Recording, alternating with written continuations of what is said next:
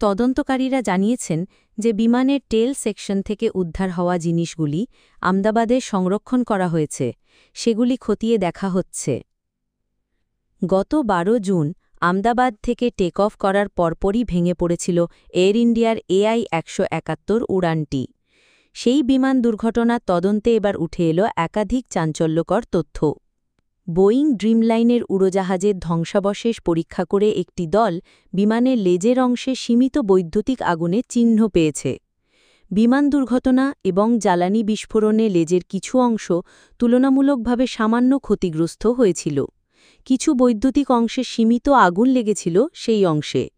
এর থেকে ইঙ্গিত পাওয়া যাচ্ছে যে ফ্লাইটের সময় বিমানের যন্ত্রাংশে বিদ্যুৎ সরবরাহে সমস্যা হয়ে থাকতে পারে। ইন্ডিয়ান এক্সপ্রেসের একটি প্রতিবেদন অনুযায়ী তদন্তকারীরা জানিয়েছেন যে বিমানের টেল সেকশন থেকে উদ্ধার হওয়া জিনিসগুলি আমদাবাদে সংরক্ষণ করা হয়েছে, সেগুলি খতিয়ে দেখা হচ্ছে।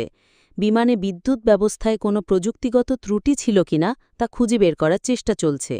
উল্লেখ্য, দুর্ঘটনার পরে বিজে মেডিকেল কলেজের হোস্টেলের ছাদে বিমানের পেছনের ব্ল্যাক বক্স পাওয়া গিয়েছিল, তবে বিস্ফোরণের তাপের জেরে সেই ব্ল্যাক বক্সে ক্ষয়ক্ষতি এতটাই বেশি ছিল যে তা থেকে তথ্য বের করা সম্ভব হচ্ছিল না। ১৬ জুন ধ্বংসস্তূপ থেকে সামনের ব্ল্যাক বক্সটি উদ্ধার করা হয়। তা থেকে বিমানের ৪৯ ঘণ্টার ফ্লাইটের তথ্য এবং দুর্ঘটনা ২ ঘণ্টা আগের অডিও রেকর্ডিং বের করা হয়। দুর্ঘটনার আগে AI-423 অর্থাৎ দিল্লি থেকে আমদাবাদ ফ্লাইটের সময় STAB POS XDCR বা স্ট্যাবিলাইজার পজিশন ট্রান্সডিউসারে একটি ত্রুটি রেকর্ড করা হয়েছিল, তবে আমদাবাদের রক্ষণাবেক্ষণ দল সেটি ঠিক করে দিয়েছিল। কিন্তু দুর্ঘটনার সময় এই যন্ত্রাংশটি বিমানের টেল সেকশনে অবস্থান করছিল, যা এখন তদন্তের কেন্দ্রবিন্দুতে পরিণত হয়েছে।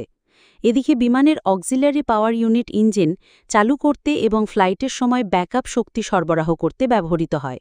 দুর্ঘটনার সময় APU অটোস্টার্ট মোডে সক্রিয় ছিল, যা ইঙ্গিত করছে যে বিমানের মূল পাওয়ার সিস্টেমটি ব্যর্থ হয়ে থাকতে পারে। দুর্ঘটনা থেকে বেঁচে যাওয়া একমাত্র যাত্রী বিশ্বাস কুমার রমেশ বলেছেন যে কেবিনের লাইটগুলি বারবার বন্ধ হয়ে যাচ্ছিল, যা বিদ্যুৎ সরবরাহে ত্রুটির ইঙ্গিত দেয়। এদিকে দুর্ঘটনার ৭২ ঘণ্টা পর টেল সেকশন থেকে এক ফ্লাইট অ্যাটেন্ডেন্টের লাশ উদ্ধার করা হয়েছিল।